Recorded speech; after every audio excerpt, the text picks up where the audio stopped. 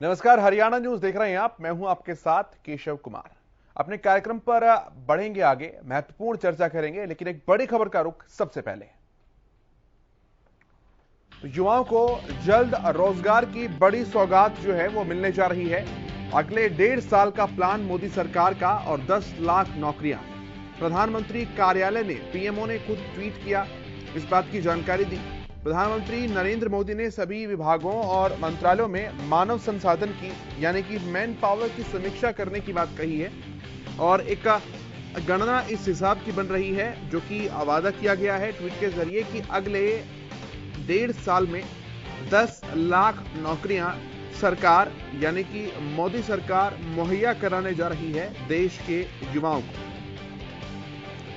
तो बड़ी अपडेट, बड़ी खबर है आपको। बेरोजगारी के मुद्दे पर कांग्रेस जो लगातार घेरती रही भारतीय जनता पार्टी को, मोदी सरकार को, एक बड़ा ऐलान के रूप में इसे देखा जा सकता है, जो कि प्रधानमंत्री कार्यालय ने ट्वीट किया है और 10 लाख नौकरियां देने का वादा किया है।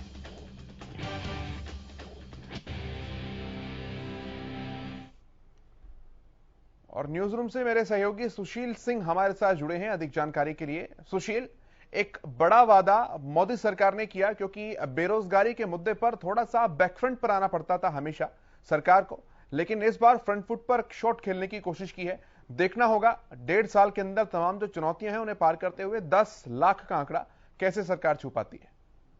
बिल्कुल केशव, देखिए एक बड़ा फैसला इसे कहेंगे, क्योंकि अमूमन जब भी रोजगार और बेरोजगारी का जब भी बेरोजगारी का जिक्र होता था तो निश्चित तौर पे विपक्ष घेरने की कोशिश करती थी सरकार को। और अब पीएमओ ने एक ट्वीट किया और ट्वीट के माध्यम से बताया कि पिछले 1.5 साल के दौरान करीब 10 लाख नौकरियां दी जाएंगी सरकारी ऑफिसों में। यानी जो चाहे मंत्रालय हो या गवर्नमेंट ऑफिसेज हो, गवर्नमेंट से जुड़ी हुई जितने भी डिपार्टमेंट्स हैं, उन सभी में 10 लाख के करीब नौकरी दी जाएगी। और केशव, एक चीज और आपको बता दूं कि करीब पूरे भारत में भारत सरकार के जो उपक्रम है, यहां मैं स्टेट गवर्नमेंट का जिक्र नहीं कर रहा हूं, भारत सरकार का, तो जितने भी भारत सरकार के उपक्रम है, चाहे वो मिनिस्ट्री हो, करीब 40,04,000 पद हैं। और इस 40,04,000 ये आंकड़े राज्यसभा के हैं। राज्यसभा में जब जितेंद्र प्रसाद हैं, जितेंद्र सिंह ने एक जवाब दिया था एक सवाल का, और उसमें उन्होंने कहा था कि करीब 9 लाख पद रिक्त हैं। और उन 9 लाख को भर्ती करने की जब बात हो रही थी, तो उसके बाद ही मोदी ने खुद, जो प्रधानमंत्री हैं, उन्होंने इसका देखा, सर्वेक्षण किया, सर्वे किया, और खुद देखकर रिपोर्ट के आधार पर यह कहा गया है कि अब 1.5 साल के दौरान करीब 10 लाख नौकरियां भरी जाएगी, रिक्त जो पद हैं उनको भरा जाएगा। बड़ी क्योंकि जो चुनौती है। 8,31,000 जो बेरोजगार लोग थे, ये 2021 का डेटा था। तो निश्चित तौर पे 2022 आते आते 10 लाख से ज्यादा जो रिक्त पद हैं उनको भरने का यह ऐलान किया गया है। बिल्कुल जी। सुशील, वापस लौटूंगा आपके पास में, आप बने रहिए हमारे साथ। महंगाई और बेरोजगारी, ये ऐसे मुद्दे हैं जिसके बाण हर वक्त विपक्ष के तरकश में रहते हैं, लेकिन इन आरोपों के जवाब में अब मोदी सरकार ने नौकरियों का ब्रह्मास्त्र निकाल दिया है। पीएम मोदी के ऑफिस से ट्वीट कर यह जानकारी दी गई है कि सरकार आने वाले 1.5 साल में 10 लाख नौकरियां निकालेंगी। इसके लिए सभी मंत्रालयों को निर्देश भी जारी कर दिए गए। लेकिन क्या इस मुद्दे पर भी राजनीति होगी, ये बड़ा सवाल है। रिपोर्ट आप देखिए, फिर चर्चा को आगे बढ़ाते हैं।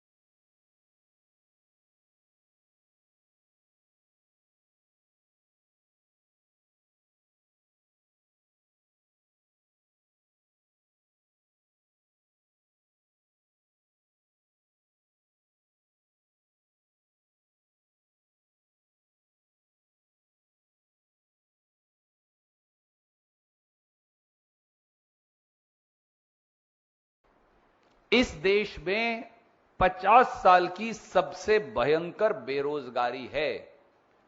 75 साल में सबसे निचले पायदान पर रुपया गिरकर अब 78 रुपया 28 पैसे टू ए डॉलर हो गया है।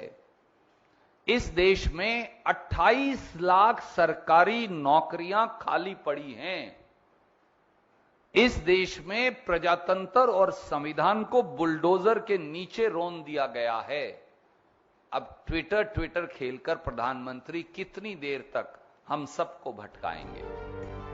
बता दें कि रोजगार के मुद्दे पर मोदी सरकार को विपक्ष लगातार घेरता रहा है। राहुल गांधी समेत कई बड़े नेता बार बार रोजगार पर कही गई पीएम मोदी और बीजेपी की बातों को याद दिलाते हैं। खासकर हर साल 2 करोड़ नौकरियों के वादे पर विपक्ष के तमाम दल और नेता मोदी सरकार को घेरते रहे हैं। चुनावों में भी ये मुद्दा बनता रहा है। बीजेपी के वरुण गांधी भी इसको लेकर सरकार पर मुखर रहे हैं। ऐसे में मोदी सरकार ने अगले 1.5 साल में 10 लाख नौकरियों का वादा किया है। अब देखना होगा कि आने वाले दिनों में इस पर क्या होगा। Bureau report, Haryana news.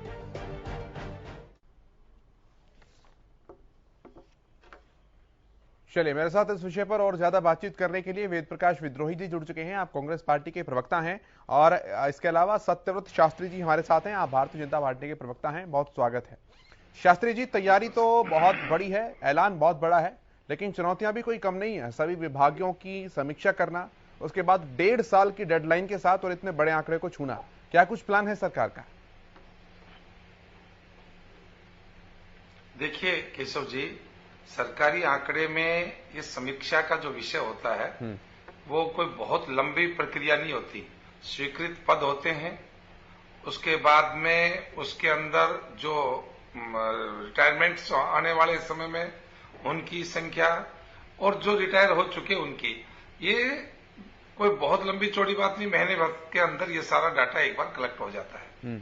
उसके बाद में कुछ पोस्टें ऐसी होती हैं जो बहुत लंबे समय तक वैकेंट रहने के कारण से लैप्स कर जाती हैं, लेकिन कुछ नई चुनौतियों के लिए कुछ पोस्टें नई क्रिएट भी होती हैं। तो ये जो बड़े एक टारगेट है, हम चुनौती तो मानते ही हैं, लेकिन असंभव कोई चीज नहीं है, क्योंकि इसकी भर्ती प्रक्रिया को तो अभी चर्चा होनी है कि कौन सी संस्था लेगी, डिपार्टमेंट्स लेंगे, कोई यूनिट लेगी, क्या लेंगे।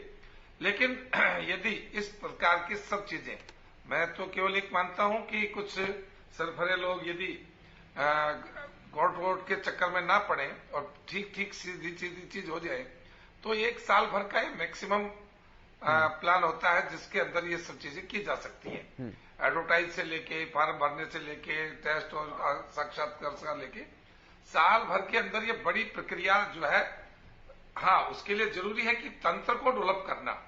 तंत्र कौन सा होगा, किस किस ढंग से किस किस प्रकार की पोस्टें, क्योंकि वैकेंसियां जो भी होंगी उनका श्रेणीवार विभाजन भी करेंगे। तो कोई 4th क्लास से, 3rd क्लास से या 2nd क्लास के, 1st क्लास के, कितने सारे जो अलग अलग पद होंगे उनकी अलग अलग एजेंसी जो भर्ती करेंगी, वो सब ये संभव है। कोई ऐसा नहीं है कि केवल काल्पनिक चीजें हैं, और ये होता भी रहा है।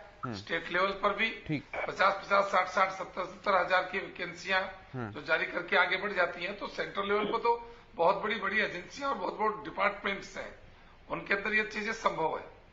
ठीक है, वेद प्रकाश विद्रोही जी, आप तो यही कहेंगे देर आए दुरुस्त आए, सरकार सुनती है, इसका मतलब विपक्ष की? सर, मैं ये नहीं कहूंगा केशव जी, मैं कहूंगा कि 2024 के चुनाव में 1.5 साल बचा है लोकसभा चुनाव में, और लोकसभा चुनाव में युवाओं को ठगने और बेरोजगारी के आक्रोश से बचने के लिए नया जुमला उछाल दिया। जैसे 2014 में जुमला उछाला था कि 2 करोड़ रोजगार हर साल देंगे, 15 लाख रुपए हर एक के खाते में आएंगे, भ्रष्टाचार खत्म हो जाएगा, काला धन आ जाएगा। उसी तरह आज हिंदुस्तान में जो 45 साल में सबसे ज्यादा बेरोजगारी है और जिस बेरोजगारी से युवा त्रस्त हैं, युवाओं में भारी आक्रोश है, उस आक्रोश से बचने के लिए एक जुमला उछाला है। और मेरी बात याद रख लेना केशव जी, आप लिख लेना, ये जुमला है, जुमला ही रह जाएगा, क्योंकि 1.5 साल के अंदर लोकसभा के चुनाव होने हैं। फरवरी 2024 में आचार संहिता लग जाएगी। तब तक 1.5 साल में किसी भी हालत के अंदर ये प्रक्रिया पूरी हो ही नहीं सकती।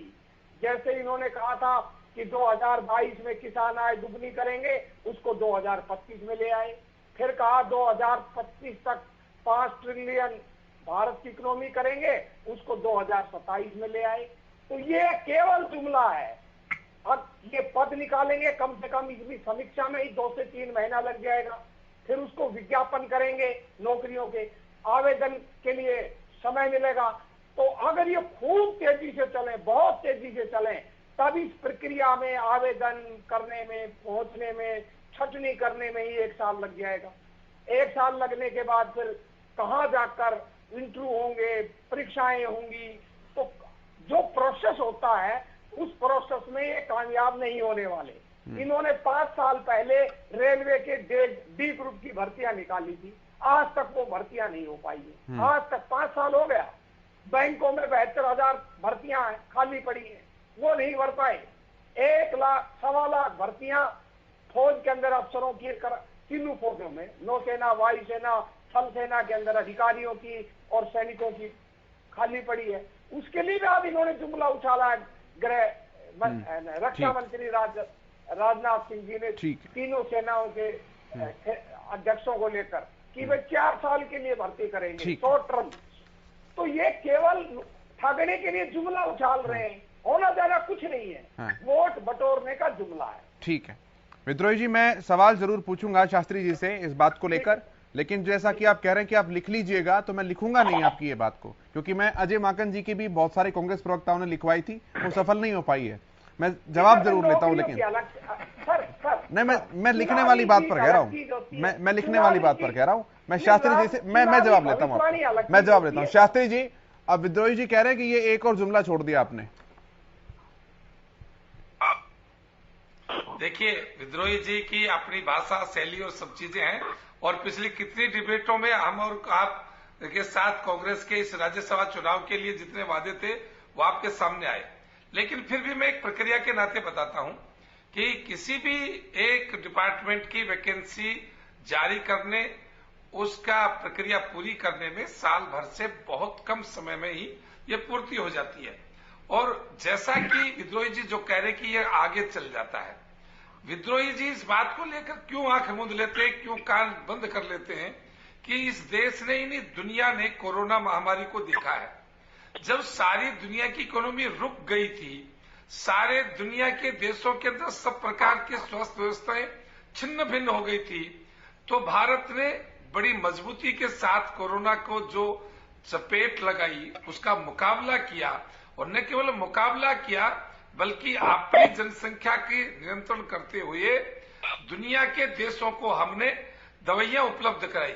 दुनिया के देशों के सामने कोरोना का जो इंजेक्शन की बात आती थी, उसके बारे में आप सोचिए, कभी कल्पना नहीं कर सकते थे कि हिंदुस्तान बनाएगा।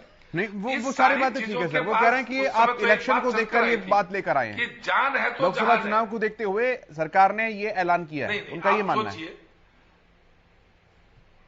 नहीं, देखिए क्या है कि अपने इतना कि 5 साल का तो शॉर्ट टाइम पीरियड होता है। इस सेकंड टाइम के फर्स्ट से लगा लीजिए आप, और 2 साल तक तो केवल और केवल कोरोना के इस भयंकर बीमारी के बीच में रहे।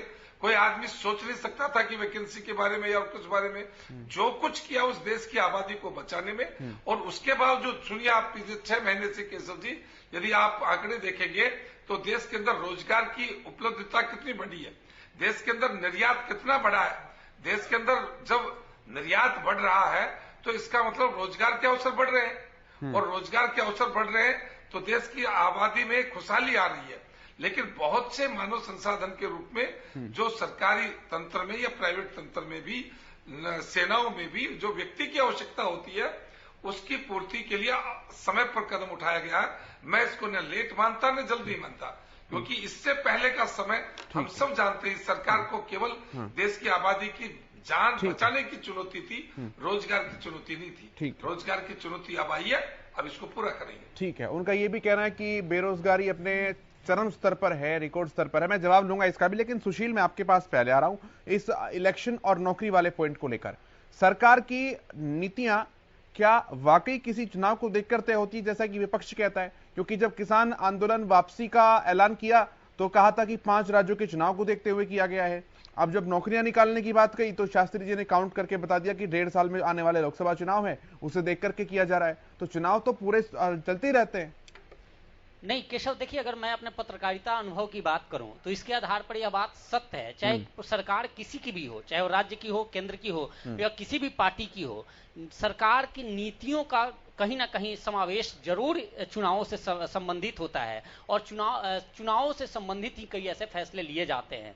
जहां तक दूसरा एक मैं सुन रहा था लगातार कि सरकार अगर एक कोशिश करे तो 5 साल का वक्त लग जाए।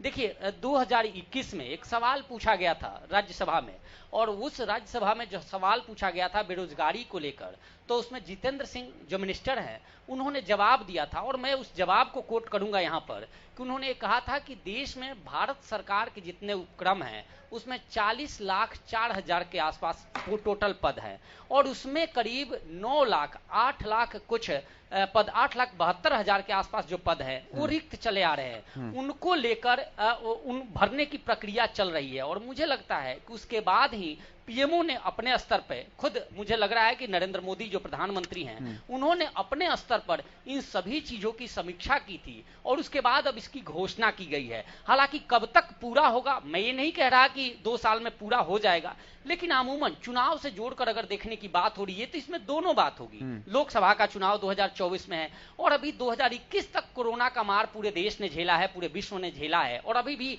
छिटपुट ऐसे मामले सामने आते हैं। तो निश्चित तौर पे चुनाव से जोड़कर भी इसे देख सकते हैं, लेकिन सरकार को इन गवर्नमेंट ऑफिसेज को या गवर्नमेंट जितने भी कार्यालय हैं, उपक्रम है, चाहे वो इंडस्ट्री से संबंधित हो या ऑफिस या मिनिस्ट्री से संबंधित हो, तो वहां काम करने के लिए श्रम बल चाहिए, और श्रम बल के लिए जो पद रिक्त हैं अगर उनकी भरपाया नहीं हुआ तो निश्चित तौर पे फंक्शन में कहीं ना कहीं प्रॉब्लम आएगी। तो यही वजह है कि सरकार ने फैसला किया है। लेकिन सवाल यहां केशव यह है कि जो 2 करोड़ की बात की जा रही थी, या देश का जो बेरोजगारी दर है आप देखेंगे 7% से ज्यादा है, और ऐसे में 10 लाख नौकरी केवल भारत सरकार के उपक्रम के लिए अगर 10 लाख नौकरी दी जाती है तो क्या ये ऊंट के मुंह में जीरा जैसे एक मुहावरा है, तो वो चीज यहां साबित नहीं होगी। ठीक है शास्त्री जी, जवाब लेता हूं, फिर मैं विद्रोही जी के पास आऊंगा। शास्त्री जी। देखिए केशव जी, सुशील जी की इस बात से मैं सहमत हूं कि ये जनसंख्या और व्यवस्था के अनुपात कम हो सकती हैं, लेकिन जिस प्रकार से मानवीय संसाधनों का सीमित प्रयोग अब सरकारी तंत्र में होने लगा है, बहुत सी चीजें ऐसी हो गई जहां मानवीय संसाधनों की आवश्यकता बहुत कम पड़ने लगी। लेकिन सरकार के स्तर पर जो रोजगार का अवसर प्रदान करने की चीजें हैं और हर व्यक्ति को एक रोजगार उन्मुख दिशा देने के लिए जो पिछले 5 से 7 साल में इस देश के अंदर वर्क कल्चर डेवलप हुआ है, कितने ही हमारे यहाँ नए नए स्टार्टअप खड़े होकर दुनिया भर के अंदर जिन्होंने नाम कमाया है। ऐसा नहीं है कि केवल सरकारी तंत्र के आधार पर पलने वाले परिवारों के पेट ही केवल वो ही भरते हैं, बाकी नहीं। मैं समझता हूं कि यदि इस तंत्र के आधार पर हम देखेंगे तो दुनिया की कोई भी सरकार, कोई भी तंत्र जो है वो ये नहीं कह सकता कि उसकी अपनी पूरी आबादी को हम सरकारी तंत्र से उसकी नौकरी या उसका पेट पालने का काम करेंगे। सरकार के दोनों काम होते हैं कि वो अपने ऑफिसों का काम चलाने के लिए और नीतियां और व्यवस्था को ठीक करने के लिए अपने यहां भी आवश्यकता होती है, लेकिन देश को आगे बढ़ाने के लिए व्यापारिक क्षेत्र में जब कारखाने या रोजगार के अवसर, निर्यात के लिए अनुकूल व्यवस्था, उत्साह, व्यापारी को उत्साह और मजदूर और किसान और जो ये एक कर्मचारी वर्ग जो होता है उसके संरक्षण की और संवर्धन की जब बात आती है तो वो अवसर भी प्रदान किए जाए।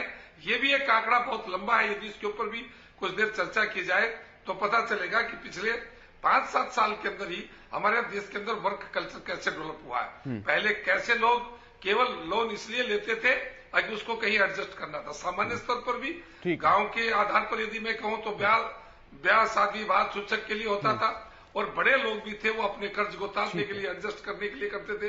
लेकिन आज जो देश के अंदर वर्तमान स्थिति है वो यदि कोई आदमी रोजगार उन्मुख काम करता है तो फॉर्मेलिटी के लिए नहीं, वो रिजल्ट के लिए करने लगा है। और इसलिए सरकारी नौकरियों की बजाय यदि हम रोजगार के अवसरों की बात करेंगे तो वो एक बड़ा आंकड़ा हमारे सामने आ रहा है। ठीक है वेद प्रकाश जी, जैसा कि सुशील भी कह रहे थे मेरे सहयोगी कि पहले से ही सरकार ने ये 8 लाख का आंकड़ा दिया था तकरीबन 3-4 साल पहले, जैसा कि सुशील ने बताया भी है, और राज्यसभा के अंदर खड़ा होकर आधिकारिक बयान जो है ये संबंधित मंत्री ने दिया था इस बात का। तो कहने का अभिप्राय इस बात से है कि सरकार होमवर्क लगातार करे हुए है इस काम के ऊपर, जो कि आप 1.5 साल की टाइमलाइन को लेकर सवाल उठाए जा रहे थे। देखिए केशव जी, मेरी बात रूप से सुशील जी ने भी और शास्त्री जी ने भी समर्थन किया। कोरोना 2020 में ही तो आया है, 14 से 2020 तक तो कोरोना नहीं था, तब सरकार ने भर्तियां क्यों नहीं की?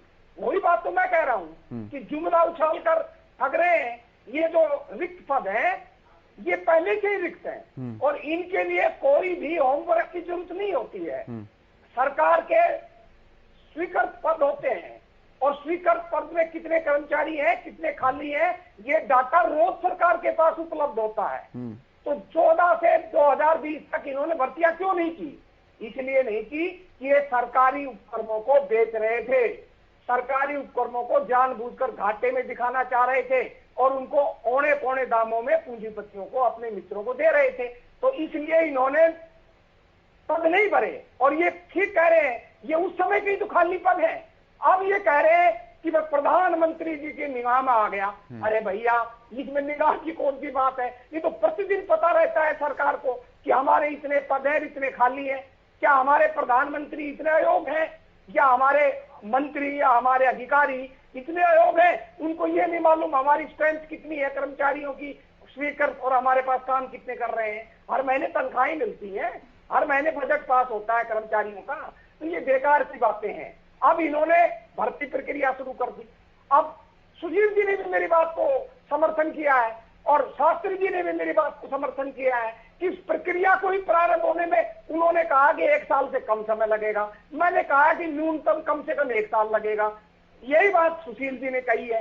जब 1 साल इस प्रक्रिया को ही पूरा करने में लगेगा, पद निकलेंगे, फिर कब एग्जाम होंगे, तब तक लोकसभा चुनाव आ जाएगा। फरवरी के अंदर, फरवरी के बाद आप एग्जाम नहीं समझ पाए विद्रोही जी। नहीं तो आप विद्रोही जी प्रक्रिया पूरी करने की बात कही है मैंने। उसके अंदर ठीक है, शास्त्री जी वो खत्म कर रहे हैं, वो खत्म कर रहे हैं। समय कम है, फिर मैं भी फाइनल कमेंट लेता हूँ सबसे जल्दी से। ठीक है, ठीक है विद्रोही जी, ठीक है।